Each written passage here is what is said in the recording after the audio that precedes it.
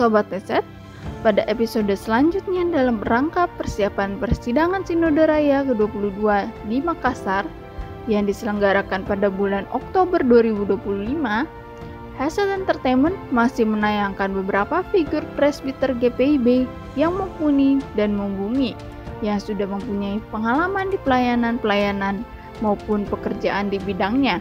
Untuk itu, kami tetap masih akan memberikan judul mengenal lebih dekat figur tersebut. Interview ini dipandu oleh jurnalis senior Frans Espong. Tonton sampai habis videonya dan nantikan figur selanjutnya ya. Salam jumpa Pak Pendeta Erik Hetaria. Benar, saya nggak salah namanya. Betul, Pak. Ketua Majelis Jemaat GPIB Salom Depok. Terima kasih Pak Pendeta untuk servisnya tadi, secangkir kopi. Saya rasakan sangat luar biasa. Nikmat kopi hangat di pagi hari bersama KMJ Salom Depok. Pendeta Erik Hetaria. Selamat lagi Pak. Terima kasih. Saya senang berada di gedung gereja yang besar ini, yang punya jemaat kalau nggak salah 6 sektor ya Pak? 6 sektor. Berapa Ada kakaknya itu? 400 keluarga. Wah, tidak mudah 400 lebih lah. menata orang banyak untuk seorang KMJ Salom Depok. Pak Pendeta, saya punya pertanyaan nih Pak Pendeta. Untuk menjadi seorang pendeta di GPIB ini kan tidak mudah, ada tahapan-tahapan yang harus dilalui, bahkan ada suka duka untuk bisa tiba menjadi seorang pendeta Erik Hetaria yang seperti saat ini yang kita kenal. Boleh Pak Pendeta ceritakan kisah kasih ber-GPIB? Ini temanya seru banget, kisah kasih di GPIB. Betul Pak Pendeta. Ini tahun 2025 ya. 2025. Jadi sudah jalan 23 tahun. Nanti November ini 24 tahun saya sebagai seorang pelayan firman dan sakramen. Karena saya baru diteguhkan itu di bulan November 2001. 2001 Ya, tahun. waktu itu di Sili Asih. Bandung, Jadi November 2001 di Sili Asih, Bandung. Itu untuk peneguhan. Sebelumnya jalani proses vikariat selama 2 tahun. Dan sudah berapa kali saya melayani sebagai ketua majelis jemaat. Ya, pertama kali saya keluar dari pos Pelkes itu tahun 2004, saya ditugaskan menjadi ketua majelis jemaat di GPIB Immanuel, Bangil. Jadi Jawa Timur, daerah Tapal Kuda. Jadi kalau mungkin pernah dengar GPIB Peniel Pasuruan dulu dibakar, Immanuel Bangil ini sebelum saya masuk itu hampir juga dibakar di kejadian tahun 99 itu. Hanya saja waktu itu kebetulan batalion kavaleri BJ Bangil cepat datang sehingga tidak sampai itu gereja dibakar. Saya baru masuk di sana tahun 2004 setelah kejadian itu. Dan waktu saya masuk itu baru dibangun ulang GPIB Peniel Pasuruan yang dibakar sebelumnya. Kemudian saya melayani di jemaat berikutnya, ketua majelis jemaat di GPIB Solo Utara. Solo Utara yang ada di Solo. 5 tahun saya melayani di sana. Kemudian saya ditugaskan di GPIB Bukit Zaitun Duri. Di situ juga melayani 5 tahun. Sempat menjabat sebagai ketua BP Mupel juga di sana. Kemudian di GPIB Penabur Jakarta Timur. Ya, di situ di Otista saya juga melayani 5 tahun di situ. Nah, sekarang baru saya ditugaskan di sini. Jadi saya sudah pernah melayani di jemaat yang mulai dari karakternya yang soft, terus kalau langgem orang Jawa nggih saderengipun kula nyangan pangapunten nggih kagem Pak Frans Yang itu. artinya? Yang artinya sebelum saya minta maaf dalam arti dari langgem yang halus sampai ke langgem yang kasar. Orang-orang Ambon di Penabur gitu, camp Polonia, camp ini kan orang-orang Ambon, keturunan Kenil dulu tuh campnya di situ. Jadi yang wah biasa berseteru ngalamin yang jemaat yang ada kasus-kasus narkoba, kriminalitas, judi dan sebagainya. Ya, dinamika yang kita pernah alami dari yang soft, yang kalau di depan ngomongnya halus, sampai yang jemaat yang orang ditikam ini di depan saya cuma jarak 5 meter begini. Kriminalitas yang luar biasa. Ya biasa tawuran dan sebagainya. Itulah dinamika ber-GPIB. Dan sekarang saya di jemaat Shalom ini ya relatif ya identik dengan namanya Shalom gitu kan. Jadi penuh dengan damai sejahtera. Ya, makanya saya keluar dari penabur itu 74 kilo, di sini bengkak sampai 84 kilo Pak. Jadi lagi proses untuk menurunkan berat badan ini Pak. Iya. Pak Pendeta, semua juga orang tahu nih Pak Pendeta punya ya katakanlah spesialisasi di Germasa gitu ya.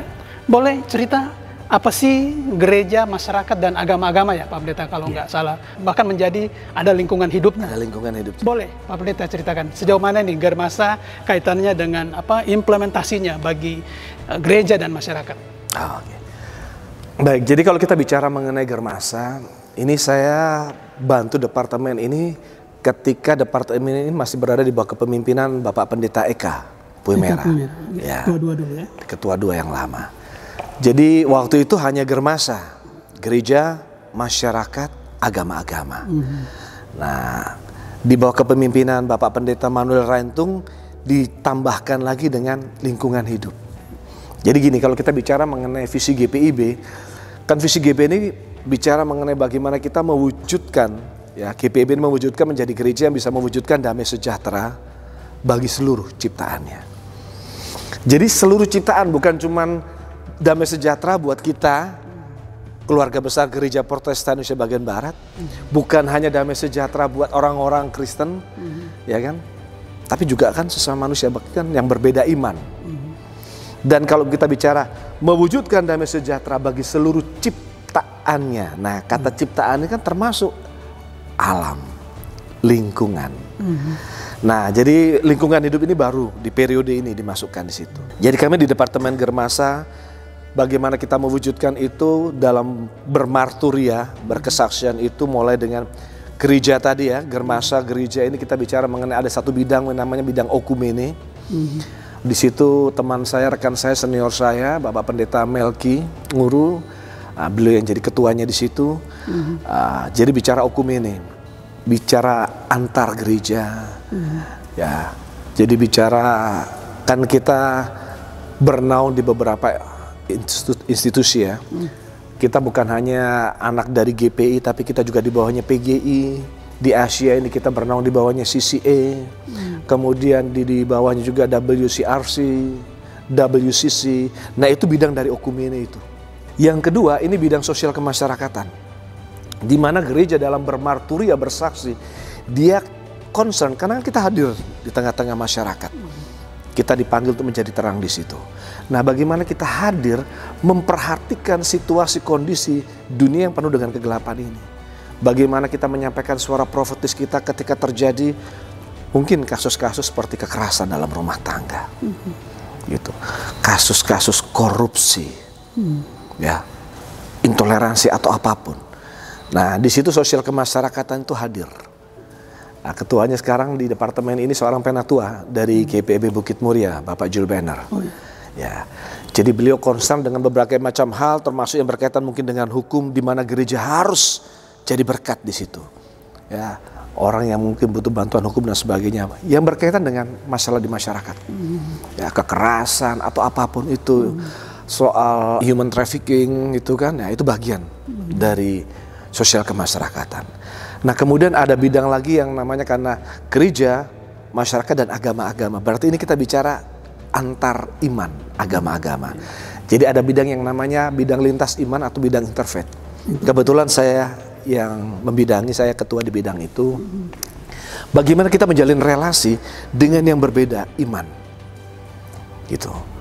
Apalagi kalau kita bicara di tengah-tengah kondisi negeri di mana ada kelompok-kelompok intoleran, di sini kan kita harus bergandengan tangan dengan kelompok-kelompok agama yang nasionalis. Ya, jadi saya bangun komunitas di Jakarta itu namanya Rumah Toleransi Indonesia. Gitu. Bergabung juga dengan Indonesia Peace Leader. Gitu. Peace Leader Indonesia. Kemudian ada berbagai macam komunitas yang saya juga bergabung. Contohnya kami sekarang bergabung dengan komunitas KBB, kebebasan beragama atau berkeyakinan. Kan kita juga harus jadi damai sejahtera buat yang berbeda ini kan, lintas iman semua di situ, khususnya yang minoritas. Bahkan ada kelompok seperti Ahmadiyah yang bergabung di situ. Karena kan mereka biarpun ini kan seringkali mendapatkan tekanan yang luar biasa gitu ya. Dan bidang yang keempat tadi, karena kita bicara damai sejahtera untuk seluruh ciptaannya, ini bidang lingkungan hidup. Dan bidang ini baru memang ditambahkan di zaman kepemimpinan Bapak Pendeta Manuel Raintung. Nah, di situ dimasukkan. Jadi sekarang istilahnya Germasa dan lingkungan hidup. Nah, Germasa dan lingkungan hidup. Jadi bagaimana kita bermarturia, kita bersaksi dimanapun kita berada dengan karunia talenta yang Tuhan percayakan kepada kita melalui berbagai macam bidang ini. Jadi supaya kita bisa lihat lebih spesifik di mana sih. Menurut saya di zaman kepemimpinan Pak Manuel Raintung ini jauh lebih teratur ya. Regulasi yang beliau buat sedemikian rupa sehingga mekanisme kita dalam bergermasa itu lebih konkret koridornya gitu kan. Oh, ini bidangnya, ini bidang, supaya kita tidak berbenturan dengan bidang-bidang yang lain begitu. Iya, Pak Pendeta. Sobat Headset Entertainment, kita telah mendengarkan track record dari seorang pendeta Eric Hetaria. Beberapa komunitas dia aktif di dalamnya. Tidak asing lagi kalau memang beliau bisa dihantar. Saya pakai bahasa dihantar untuk memasuki posisi yang lebih positioning buat dia. Bapak Ibu, saudara-saudara Headset pasti tahu posisi apa itu yang cocok buat dia nantinya. PSR yang akan menentukan di Makassar nanti. Pak Pendeta, boleh sedikit berkisah tentang interfaith kaitannya dengan apa yang bisa kita lakukan gereja secara khusus bagi masyarakat secara pada umumnya. Makasih. Jadi begini, saya pertama kali ditugaskan di GPIB Manuel Bangel, itu daerah yang bisa dikatakan tapal kuda ya, Kabupaten Pasuruan ini. Kalau mungkin dengar judul tekanan, diskriminasi terhadap kita, di situ saya berusaha untuk menjalin relasi dengan yang berbeda iman. Mungkin pada tahun 2004 itu GPIB belum start itu untuk menjalin relasi dengan yang berbeda iman. Di situ saya memulai dengan bersilaturahmi dengan Kiai Saleh yang ada di Pandaan. Nah, kebetulan GPIB Manuel Bangil ini Pak Frans, di sebelah kiri kami ini Pondok Pesantren Putri Alfitria. Di seberang jalan ini Pondok Pesantren Putra Persis. Nah, yang nggak pernah komplain sama kami gereja ini sebelah kanan, Taman Makam Pahlawan gitu kan. Jadi aman ini, karena nggak mungkin dia komplain gitu kan.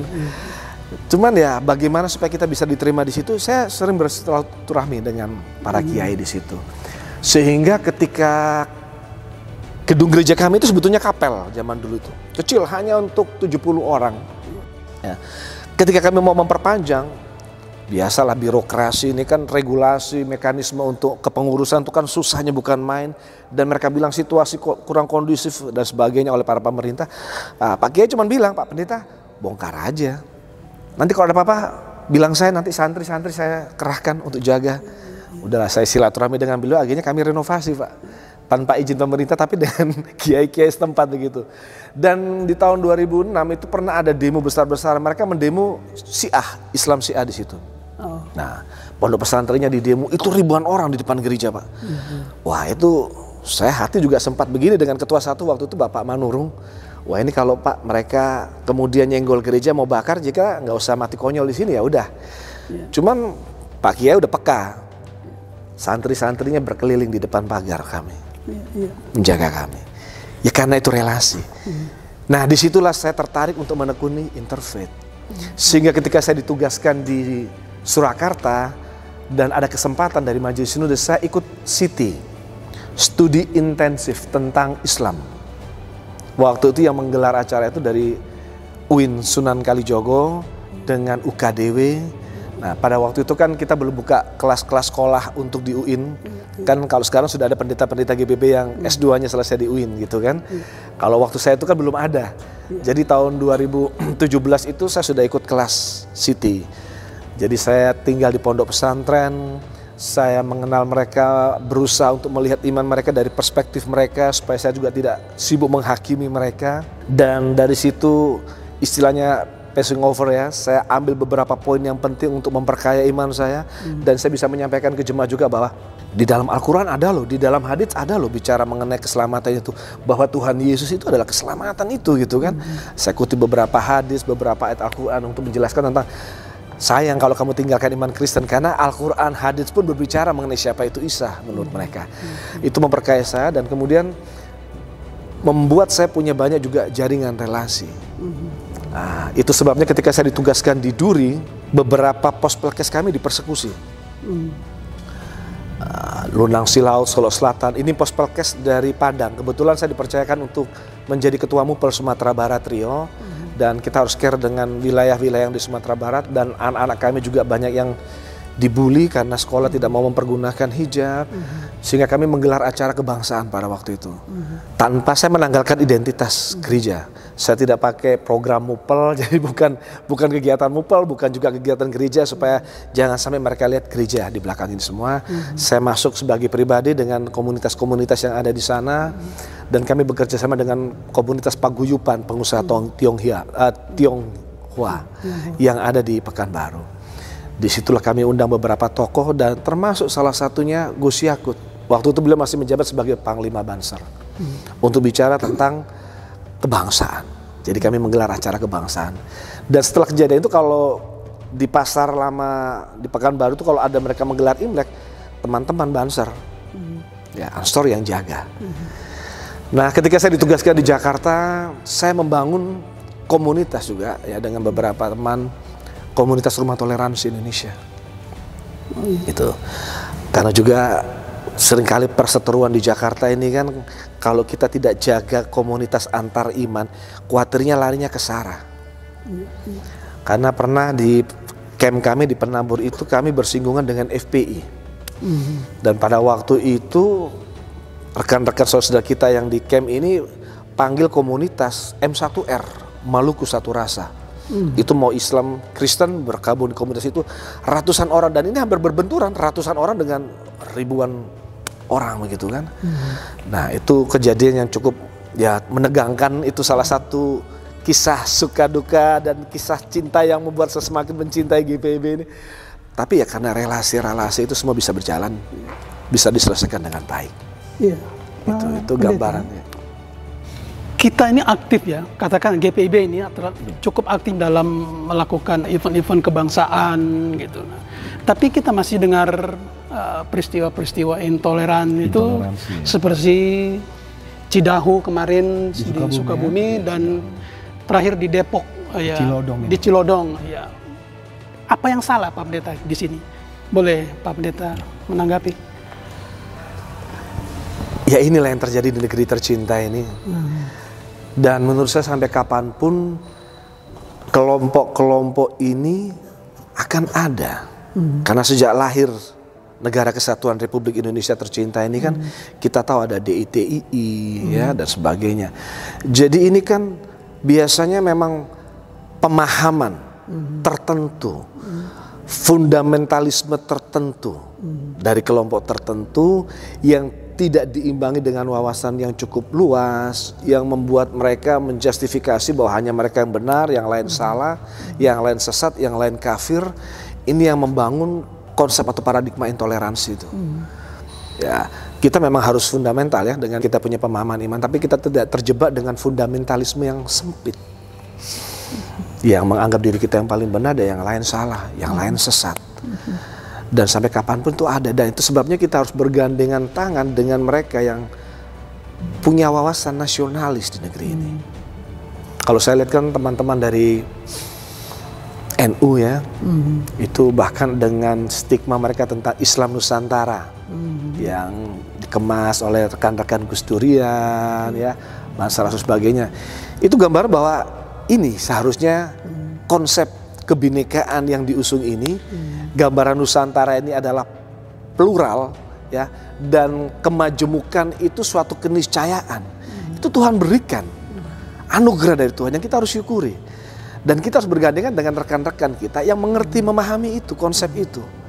Rekan-rekan dari Muhammadiyah, bagaimana kita bergandengan tangan dengan mereka dan mengajak kelompok-kelompok minoritas yang lain yang juga tersudutkan, yang mengalami diskriminasi, untuk yuk kita hadirkan damai sejahtera di Negara Kesatuan Republik Indonesia tercinta ini. Ya. Pak Pendeta, walaupun Anda sudah aktif dan sangat luar biasa di Interfaith, tapi di lingkungan hidup, apa saja yang sudah dikerjakan? Untuk bidang lingkungan hidup ini 2 tahun lalu nih Pak Frans, kami mengandalkan Dewan GP, kami bikin kegiatan menanam mangrove, 1000 pohon mangrove ya, 10.000 bibit di Muara Gembong. Dan dalam kegiatan itu kami melibatkan ya lintas iman, karena memang bidang saya itu. Jadi kami melibatkan dari Gus Durian, dari Muhammadiyah itu ada komunitas Eko Bineka, kemudian pemuda-mudi Katolik, ada yang dari Hindu, Buddha, LDI pun datang gitu kan. Nah, dan kami menanam 1000 mangrove. Baru seminggu yang lalu juga kami tilik 2 tahun, karena biasanya kita ini kalau bikin proyek monitoringnya kita kurang. Puji Tuhan seminggu yang lalu kami cek 1000 mangrove itu sudah tumbuh, sudah jalan 2 tahun. Ya berharap tahun depan 3 tahun dia sudah bisa mandiri. Nah, jadi kami tetap perhatikan dan kami minta masyarakat setempat untuk maintenance-nya gitu.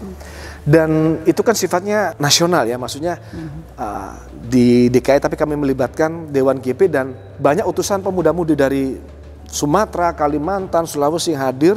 Saya berharap konsep itu mereka buat di tempat masing-masing, memperhatikan lingkungan tergantung situasi kondisinya. Dan pada waktu itu bahkan kami juga bekerjasama dengan NGO. Ada komunitas penjaga laut, ada komunitas Watch for Change gitu kan, ada beberapa komunitas yang kami libatkan. Dan untuk kami Shalom pun tahun lalu kami buat kegiatan juga di sini ya. Anak-anak teruna ini bekerja sama, jadi mengisi liburan mereka tidak hanya untuk bermain, tapi pergi ke komunitas Sungai Ciliwung. Jadi dengan komunitas Sungai Ciliwung mereka menggunakan waktu untuk belajar bagaimana mendaur ulang sampah-sampah plastik. Jadi komunitas ini kan mereka supaya sampah itu tidak sampai ke Jakarta, mereka berusaha saring. Ya di Depok sini ada komunitas Sungai Ciliwung ini, kemudian mereka pilah plastiknya, mereka kemas, mereka daur ulang, dan anak-anak kami belajar di situ. Dan untuk anak sekolah minggu, dia untuk Pelkat PA itu bekerja sama dengan komunitas One Hour yang ada di Depok ini juga. Mereka belajar untuk bersih-bersih, jadi kami sempat bikin kegiatan bersih-bersih di wilayah kami. Itu dengan komunitas ini. Ya itu sedikit sih gambaran, dalam arti walaupun bidang saya Interfaith, tapi kan kami bisa fokus untuk lingkungan hidup dikerjakan bersama dengan lintas iman, dengan NGO atau LSM setempat begitu. Untuk kita bersama-sama peduli dengan lingkungan. Ya kurang lebih seperti itu Pak Frans. Baik, makasih Pak Pendeta. Tuhan berkati. Tuhan berkati.